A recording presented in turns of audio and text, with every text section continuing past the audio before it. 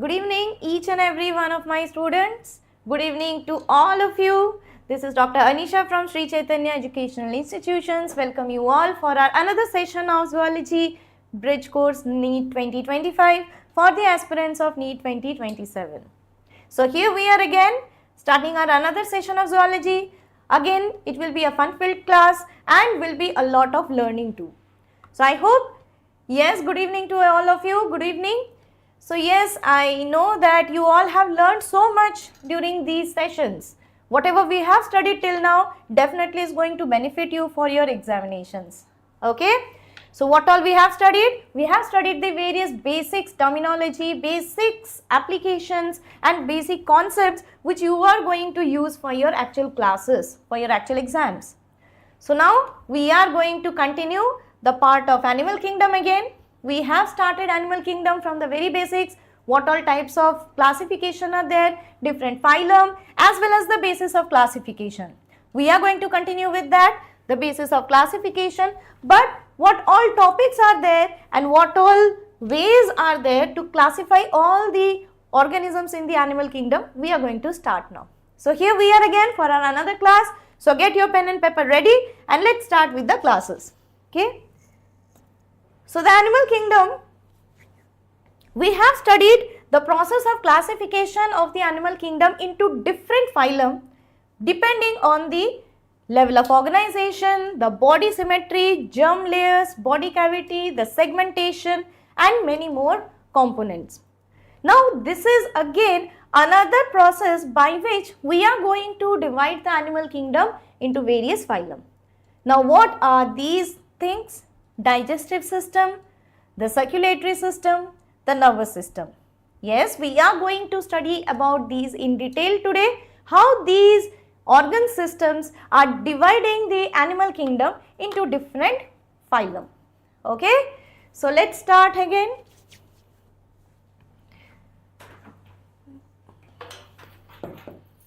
So first it is the digestive system. Okay. So how this digestive system is helpful in dividing the whole of this animal kingdom into different phylum? Digestive system is different in different phylum. For example, in case of the porifera or coelenterate, the digestion process is different compared to a crocodile. Similarly, the digestive system of a crocodile is completely different than human being. How are they different or how they have evolved into different patterns? So based on that, broadly the digestive system is classified into two groups. The digestive system is classified into two groups. Now what are these groups? One type of group of digestive system is called as the complete digestive system and another is called as the incomplete digestive system. So complete digestive system and incomplete digestive system. Alright, so I am sure you all are understanding the terminologies now. The digestive system can be of two types. In organisms of the animal kingdom, the digestive system can be of two types. Either it will be an incomplete digestive system or complete digestive system. Now what is this incomplete digestive system and what is complete digestive system? In case of incomplete digestive system, here we are with a diagram. Now what is this incomplete and complete digestive system? See in this organism, this is the organism showing a blind sac type of body plan. We have seen blind sac type of body plan. Blind sac means there will be a single opening for both ingestion and egestion. So if a single opening is present, it is called as ingestion and egestion. And if there are two separate openings, one for ingestion, other for egestion, which is called as anus, then that is called as, what is that called? Which type of body plan? Yes, that is tube within tube body plan.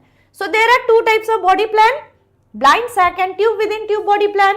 Now based on that, suppose this is the blind sac body plan. So now in case of blind sac body plan, there is single opening, mouth and anus. Such type of body plan is blind sac body plan and that type of digestive system is called as incomplete digestive system. This is called as incomplete digestive system because it has a single opening for both ingestion and egestion. Okay. So, yes students, remember this terminology. The incomplete digestive system means the digestive system in which there is a single opening present for both ingestion and egestion. Now, here another organism is present. These two are incomplete digestive system. Both of them have only a single opening for both ingestion and egestion. Now, here is this another organism in which we can see there is mouth through which the food enters. It passes through the many structures and the unwanted or excretory products are coming out through the structure called as anus. Okay. So, now there are two separate openings. One opening for the process of ingestion, for intake of the food, and another opening for the process of excretion, that is called as the anus. So, there are two separate openings which are acting as the ingestion and egestion. Such type of body plan, yes, you remember the name, such type of body plan is called as tube within a tube, tube within tube body plan, and such type of digestive system will be called as a complete digestive system. So, this is called as complete digestive system. Okay. So, incomplete and complete digestive system are the two types of digestive system. Incomplete digestive system means there is only single opening present which is acting as both ingestion and egestion. Whereas, in case of two separate openings, it is called as complete digestive system. So, now here we are again, incomplete and complete digestive system. Let's see which all organisms have incomplete digestive system and the organisms which have complete digestive system. So, now tell me the examples of incomplete digestive system. Who all can answer this? The organisms such as the coelentrates, ctenophores, the platyhelminths, they have incomplete digestive system. Okay. Again remember the sequence here. You can start it from the porifera itself. The porifera, the coelentrata, the ctenophora and the flatworms, the platyhelminths, they have the incomplete digestive system. So, there is only one opening present for the process of ingestion and egestion. Now, the complete digestive system. Now, what is this complete digestive system? There are two separate openings for both ingestion and egestion. So, examples just immediately after this, as I have told you and I have been telling you this in every class, that you need to remember the sequence of the phylum starting from porifera, coelentrata, ctenophora and platyhelminths, that is belonging to the incomplete digestive system group. So, the digestive system which is complete will be present Aschelminthus, Annelida, Arthropoda, Mollusca, Echinodermata, Hemichordata and Chordata. Okay. So, most of these organisms, they have the complete digestive system. So, they have two separate openings both as the ingestion and for the process of egestion. So, this is about the complete and incomplete digestive system. This is the diagram of complete and incomplete digestive system.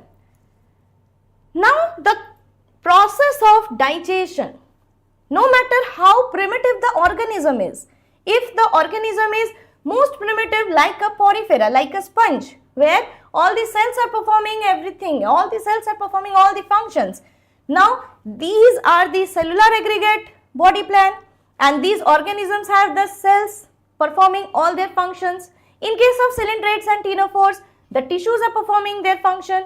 Then how the digestion process is taking place? Digestion process means they are taking in the food and what are they doing? How are they processing the food? Like we know humans, if they are taking in some of the food, the food will be digested by various types of enzymes secreted by our digestive tract. Okay. So, humans are digesting them with the help of their digestive juices and enzymes. Similarly, these organisms, the poriferans, the coelentrates, the ctenophore, or maybe echinoderm, or maybe a mollusk, how are they digesting their food is the point of digestion process. So, digestion process can again be of two types. One is called as intracellular digestion,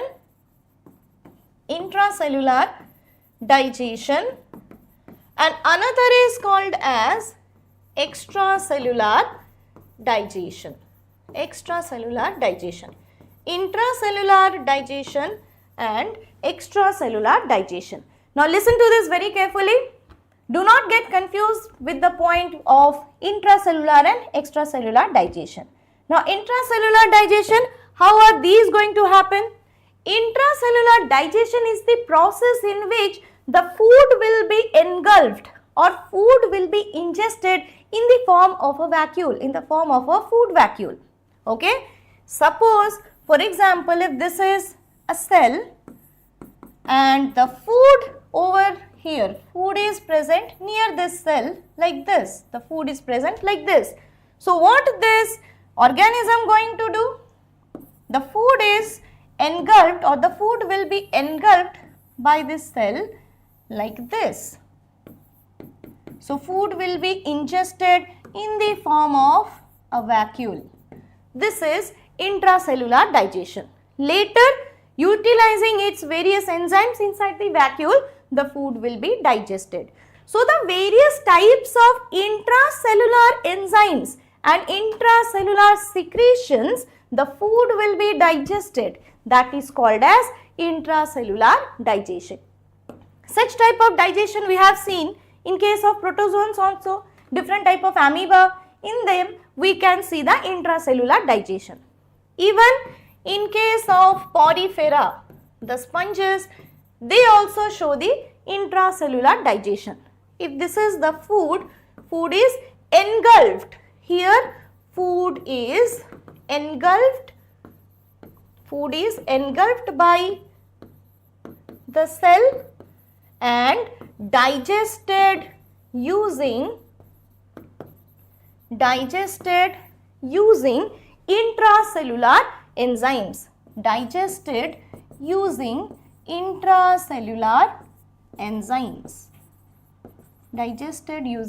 intracellular enzymes. So, that is what is called intracellular digestion. Now, we are coming to the part of extracellular digestion. What is extracellular digestion? In case of extracellular digestion, what is it? Extracellular digestion means in this, the cells will release the digestive enzymes out of the cell, and outside the cell, the digestion process will take place. If I ask you, think about human body and tell me which type of digestion process human body has, then what will be your answer? What will be your answer if I ask you what type of digestion human body has? Think. I am very sure you are not going to give the correct answer. Most of you can give the correct answer, but I will tell you, human body has extracellular digestion process. Why is that? Because human body, the glands, the intestinal glands, the stomach glands, other types of glands, they are all releasing their content outside the cell, and outside the cell the whole process of digestion is taking place. Yes, Rambabu is saying it correctly. Very good. See here, if this is the stomach, the duodenum, the intestine, if this is the overall diagram of the human digestive system, the stomach glands or the gastric glands are releasing the enzyme here. The intestinal glands are releasing the enzyme here. Where is the food? The food is here. This is the food. This is the food which is getting digested by these enzymes. The food is present outside the cell, in the cavity, in the lumen of the digestive tube, but the food is outside the cell getting treated by the digestive enzymes secreted by the cells. So such type of digestive system or the process of digestion is called as the extracellular digestion. So extracellular digestion is the process in which the digestion is taking place. How the digestion is taking place? The food will be passed through the digestive tube, not inside the cell. The food will pass through the digestive tube.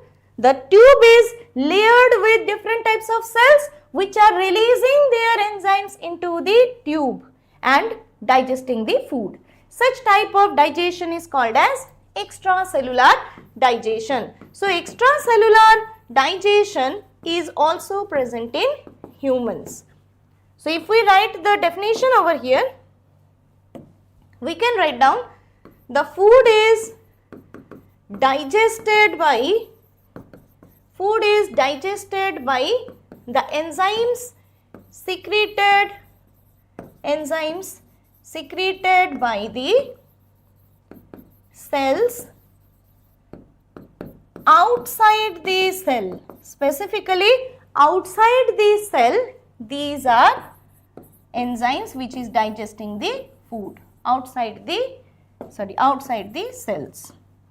So such type of process of digestion is called as extracellular digestion.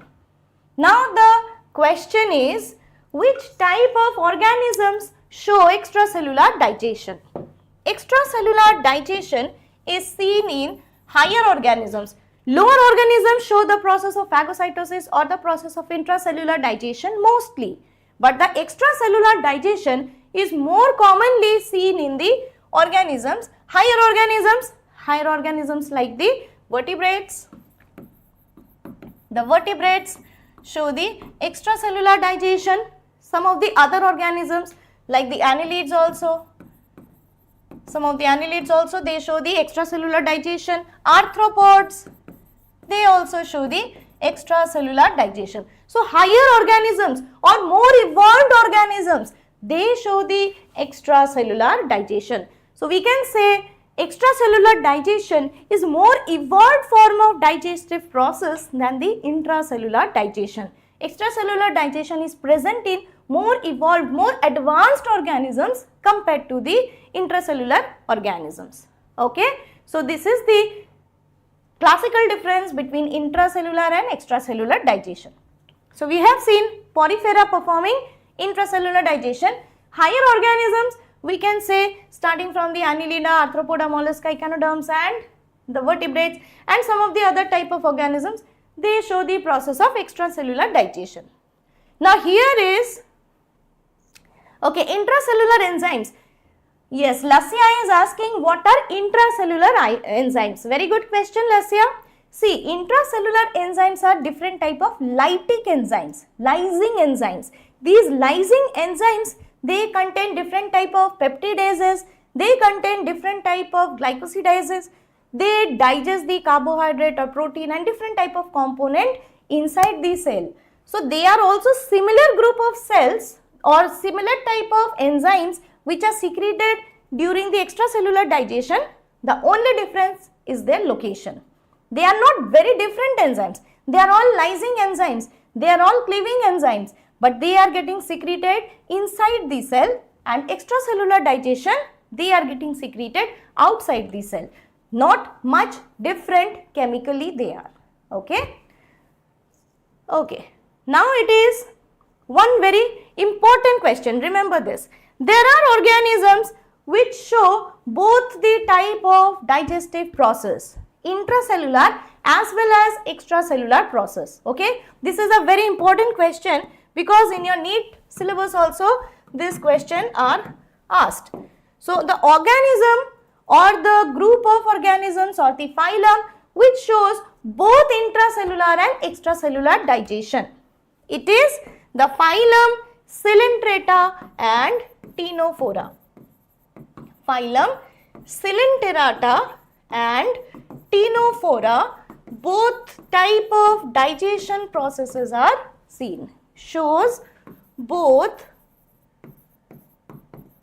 intracellular and extracellular digestion. Okay, now this is very interesting. Both the intra and extracellular digestion is seen in the coelentrates and ctenophora. Now how are these going to happen? How coelentrates are doing the both type of digestion, intra as well as extra? Now the thing is, in case of porifera, only the intracellular digestion is taking place. The food is getting engulfed by the organism. And in case of the process of extracellular digestion as seen in the higher organisms, there is only release of the enzymes which is causing the process of digestion.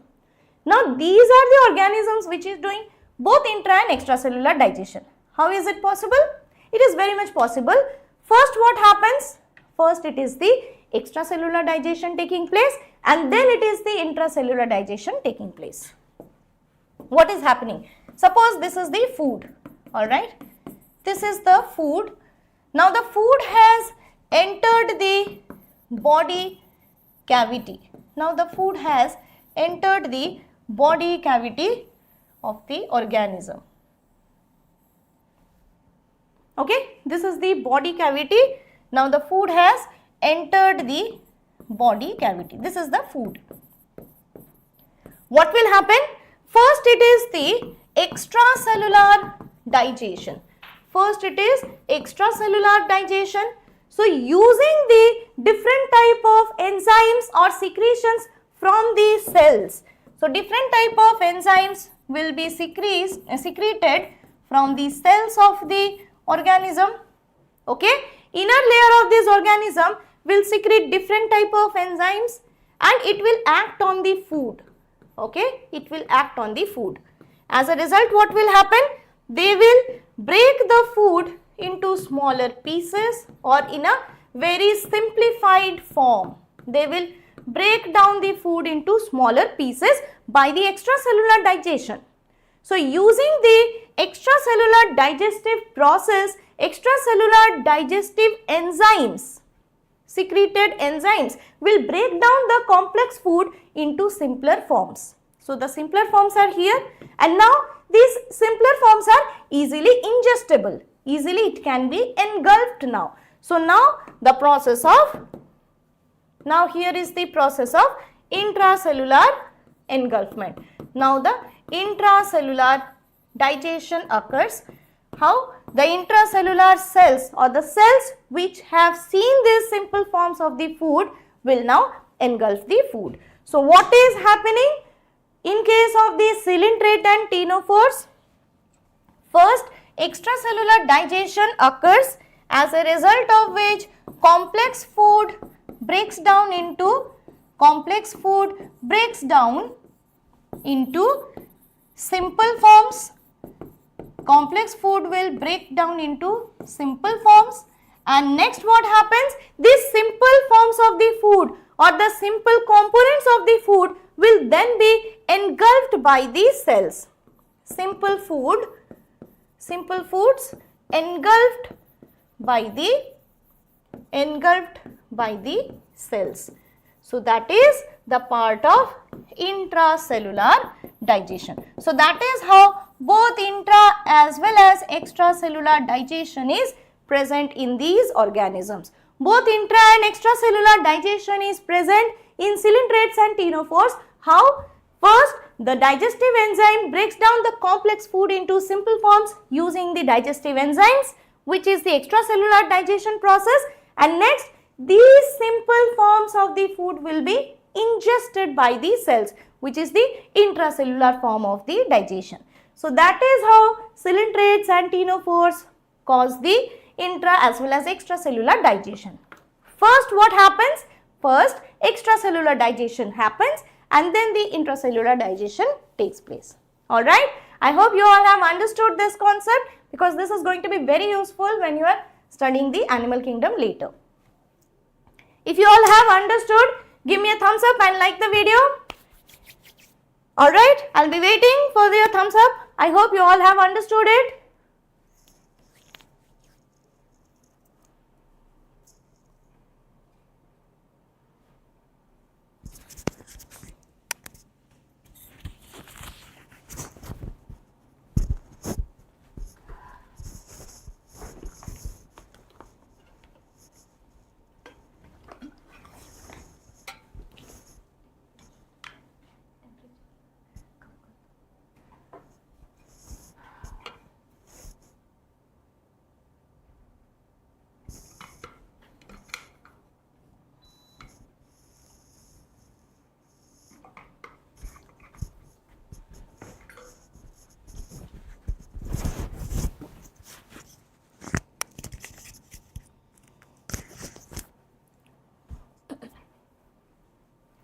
Okay, thank you everyone. Yes, I have understood it that you all have got it. So, yes, Chandrika is asking what is phagocytosis? The intracellular process of ingestion of the food or engulfment of the food is called as phagocytosis. Suppose this is a protozoa or an amoeba with a nucleus like this, and the food is here in front of it. Okay, food or prey or anything. Okay, this is for everyone. I am just reminding you how the phagocytosis occurs. So what it does, how this organism will engulf this food. Now the organism will move towards it and make a vacuole, surround the food first and make a vacuole like this. Alright, so it will first surround the food like this and make a vacuole, and then slowly it will just completely encircle the food, forming this vacuole. Okay, the food is here. Now what will happen? Now inside this food vacuole, various type of enzymes will be released on the food, and slowly it will be broken down into simpler forms and will be absorbed by the cell.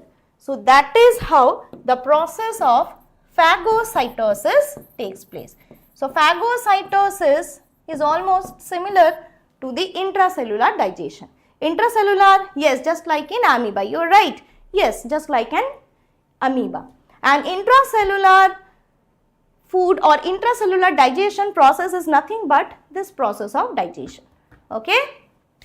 Okay. So now we are done with the digestion process. We have seen the incomplete and complete digestive system. We also have seen the digestion process of extra and intracellular digestion, and we have also discussed how the intracellular digestion and extracellular digestion takes place in case of the coelenterate and ctenophore. Now moving on to the part called as the circulatory system. Now what is happening in the circulatory system? Okay, so thank you everyone for understanding this and raising your hands or showing me a thumbs up. Good, thank you everyone. Okay, now moving on to the circulatory system. You all are very obedient students and I really like and really enjoy teaching you all. So, I hope you all are also enjoying the class at its maximum level. You are learning also as well as you are enjoying also. Alright, so let's move on to the next part, that is the circulatory system of the organisms. Now, circulatory system of the animals, they are of different type. First of all, what is the meaning of circulatory system? Yes, we know circulation means it is about the blood vessels and different type of body fluids as well as their circulation. But what are they actually circulating? Circulatory system means the movement or circulation of different type of components throughout the body, because it is not possible for the body to get all the nutrients and oxygen and everything to each and every cell. Each and every cell cannot get it easily. So what is happening? At any point, suppose the lungs, suppose the gills, suppose any other structure is obtaining oxygen or the digestive system is obtaining the nutrition, the oxygen and various other hormones, various components will be distributed throughout the body. The whole body will be distributed with these components using a fluid called as the blood or lymph. And such type of system of circulation of the components is the circulatory system. So, circulatory system means circulation of various components throughout the body. Now, what are these circulatory system? Here, little bit I have described about we have seen this diagram which is showing two type of circulatory system. So, let's start with the circulatory system. So, the circulatory system is, see here, first of all, the circulatory system, it is of two types. Now, what all types of circulatory system is present? Circulatory system again are of two types, or we can say they can be divided into two types. One is called as the open circulatory system, another is called as closed circulatory system. I am very sure you are quite familiar with these terminologies, open circulatory system and closed circulatory system. Open circulatory system and closed circulatory system. So now what is it? What is the meaning of open and closed circulatory system? The meaning of open and closed circulatory system is that in case of open circulatory system, open means there is no as such connection, there is no as such pipeline, there is no as such closed components or compartments present where the blood is stored. So there is no as such direct component present or the part present where the blood will be stored. Instead, the blood is present throughout the body cavity. The body cavity or the coelom that we have studied yesterday, the whole body cavity will be filled with this fluid called as blood.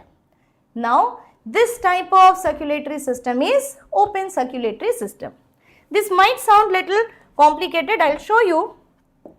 Suppose this is a body of an organism, okay.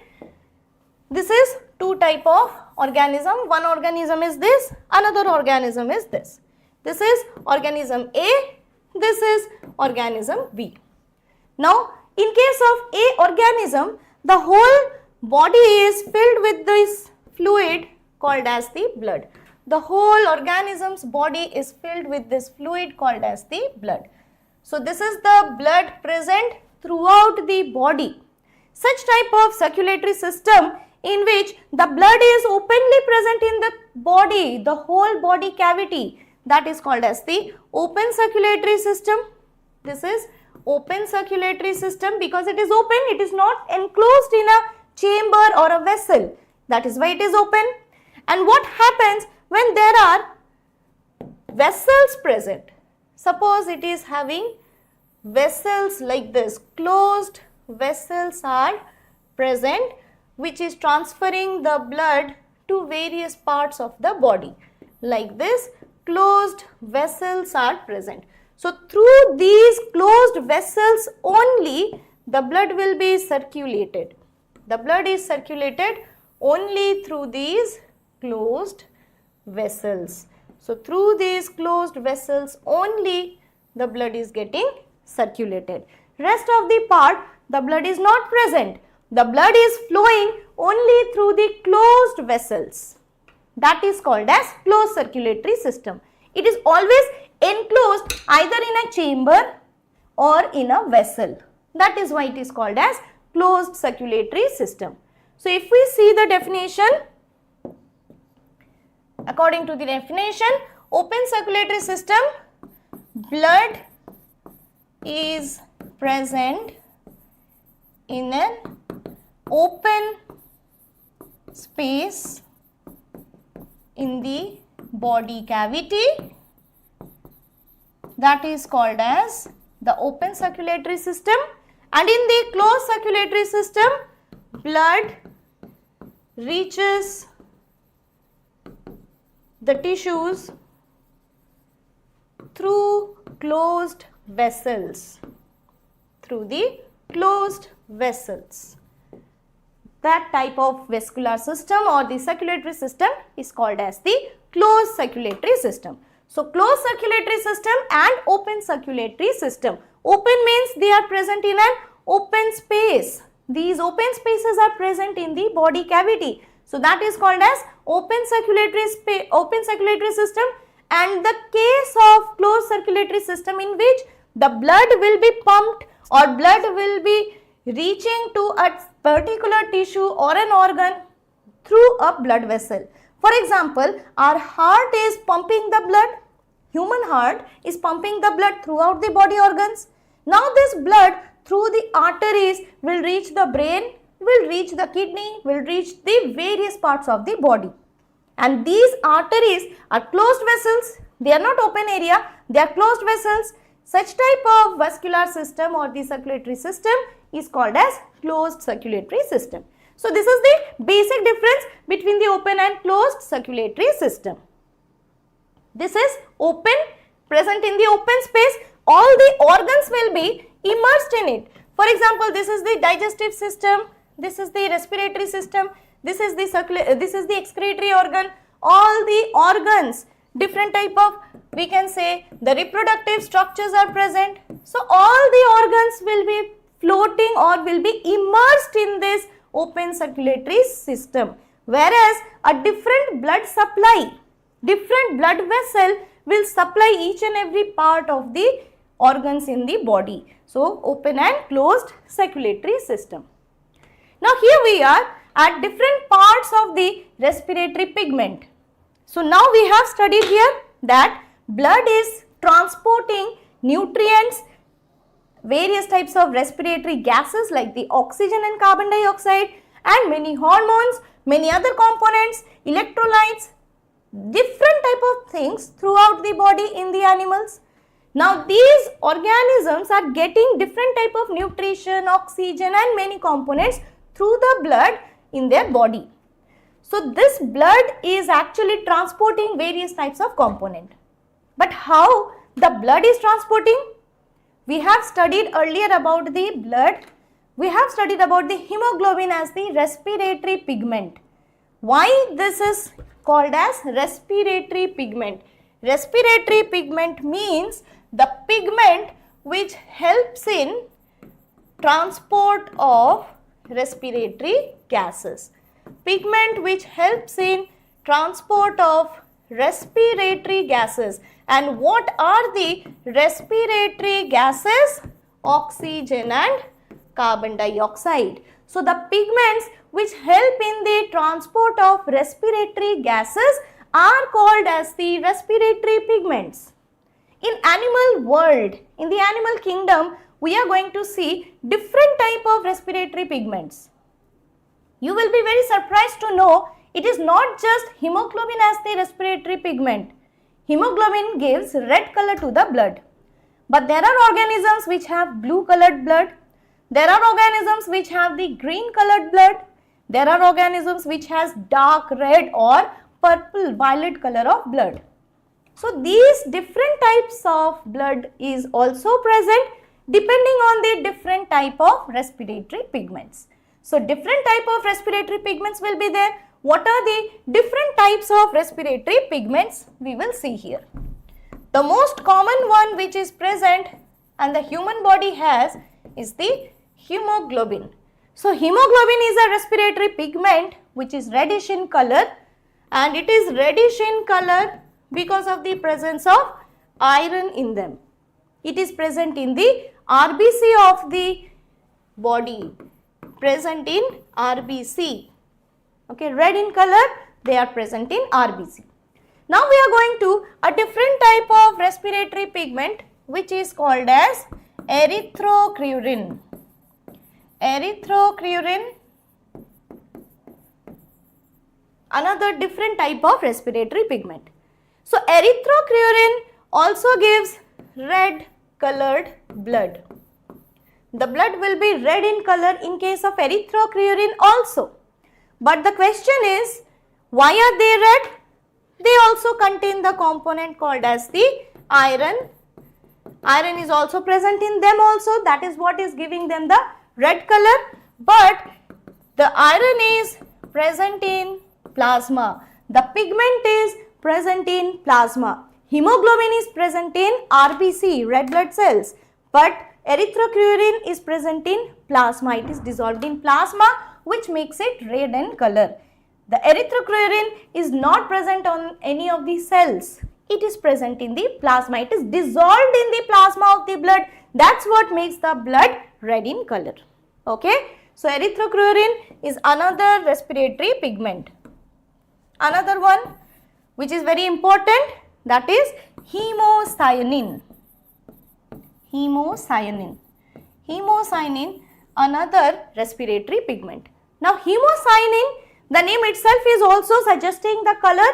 What color will it be? The color of it will be blue color. The blood color is blue. The blood is bluish in color. Now the bluish color of blood is because of the copper. it contains copper metal in their blood. Like hemoglobin has which color? Hemoglobin has red color because of iron. Erythrocurine has red color because of iron. Similarly, the hemocyanin is blue in color because it contains copper. Now, where is it present? Even this is also dissolved in blood plasma.